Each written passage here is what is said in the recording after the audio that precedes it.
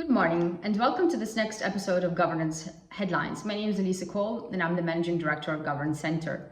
And in today's episode, I would like to speak to you about a topic that has occupied the headlines of financial press over the last few weeks, and that is the delisting of Chinese companies from the New York Stock Exchange. And in this episode, I would like to talk to you about this specific instance, but also perhaps take a step back and talk about foreign listings and dual listings by foreign companies on exchanges, and explore some of the history that preceded the Chinese listings and some of the risks that investors face in these types of situations, as well as the responsibilities of exchanges and regulators in overseeing foreign listed companies.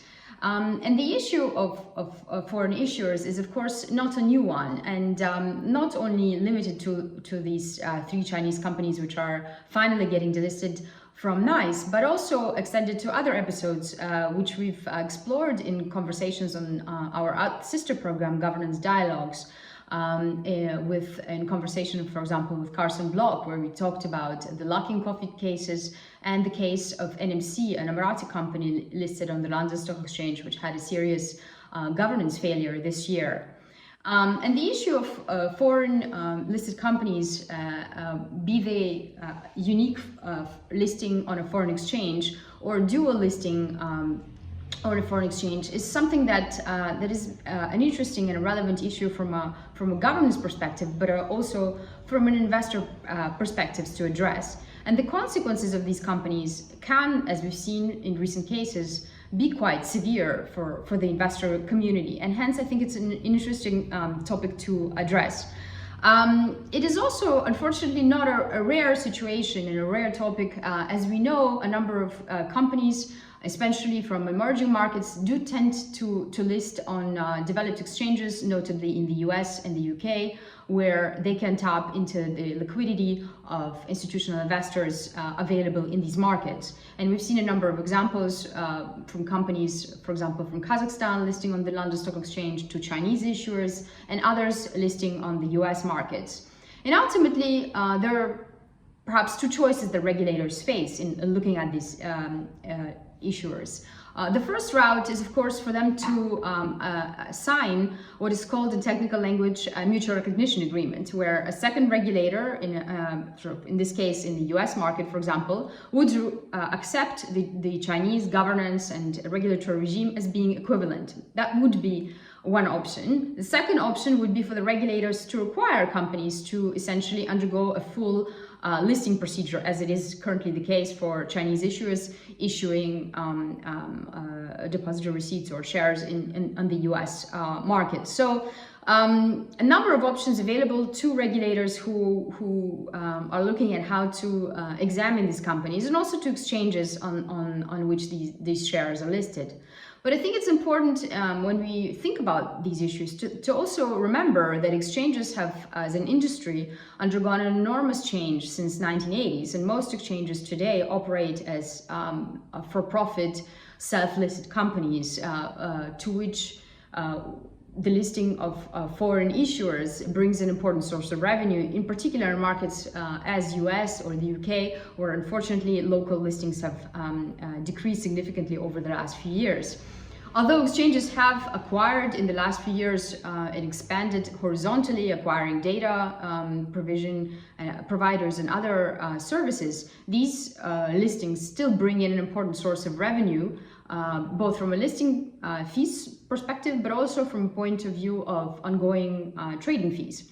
So there is a little bit of a conflict of interest that exchanges face in looking at these listings, which regulators, at least technically speaking, shouldn't or do not face in looking at supervision of these issuers. And yet we do see cases, and I have talked about it in my recent opinion piece in Financial Times, looking at the particular cases such as the NMC, which I mentioned earlier, which seem to have fallen, so to speak, between the cracks. And so a number of investors and observers in this case have actually pointed fingers at the Emirates, where the company is registered and operates primarily. However, the company was actually effectively only listed on the London Stock Exchange, and hence should have been the responsibility of the the London Stock Exchange and the authorities in the UK. So all that to say that foreign issuers, be they issuers with a single foreign listing or issuers with a secondary foreign listing, are an important participants in the capital market space.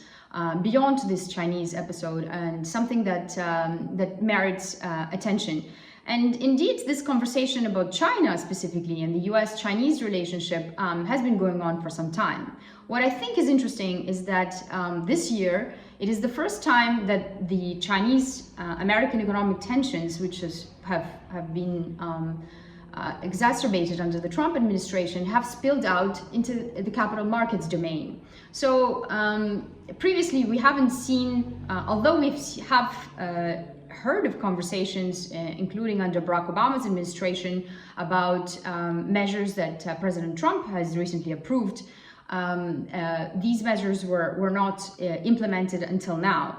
And what's interesting is this debate ongoing and the pressure that's been put by, I think, the Treasury in the last announcement on the New York Stock Exchange to finally delist these 3 companies.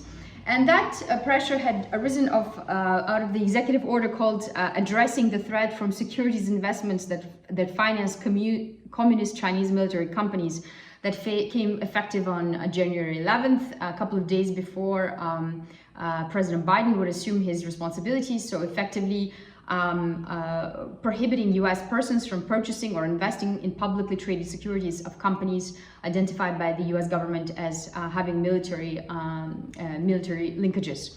So of course that has affected the trading of these companies, which are also listed on the Hong Kong Stock Exchange. But ultimately, I think it bears to say that US investors might not be affected as adversely as one might think, because they can trade in their depository security holdings for shares listed in Hong Kong, where all 3 of these telecom firms currently trade. So what's interesting for our conversation, and I think it's the last announcement or the last point that I would like to address in this episode, is the second announcement that was made by the Trump administration targeting Chinese firms, which is called the Holding Foreign Companies Accountable Act, that would effectively require the PCAOB to have access to the audit filings of Chinese issuers. And that is a much broader scope of companies. It is estimated that about $1 trillion is at stake in American depository receipts of Chinese companies that would fit that definition. And Goldman Sachs estimate there are about 233 Chinese ADRs with an aggregate market value of $1 trillion, which is equivalent to about 3% of the US total market capitalization and about 8% of China's total market capitalization. So the war, the economic war between China and the US is definitely spilling out in the capital markets domain, with a particular focus on governance as a sort of a tool or a reason why Chinese companies are I think, being targeted, apart from, of course, possible political motives that might be at play. And I think that this particular case is interesting because it instrumentalizes governance motives. We could argue to what extent they're politicized or not, but instrumentalizes governance as a tool to look at whether foreign listed companies merit or not to be listed on foreign exchanges. And a lot is at stake, as I mentioned, in terms of the numbers, but also in the particular case of China, the enormous size of the Chinese capital market, where if all, for example, A shares of Chinese companies were included in the MSCI, the emerging market index, that would give China a 40% weight in the index. So a number of very interesting questions from a capital market investor perspective, but also ultimately from a governance angle. And I think that precisely these questions range from what will be the impact on investors of these measures. Will dual listings or foreign listings ultimately be affected by these measures beyond Chinese companies? Will they therefore migrate to other exchanges, and what will be ultimately the impact on the development of US and potentially other developed market exchanges who might not be able to benefit from these listings. And ultimately, of course, there are a number of questions on investor rights, which I will be exploring in my forthcoming opinion piece on delistings of these companies and the implications on governance and the future of capital markets. So stay tuned for that new piece. Thank you for your attention.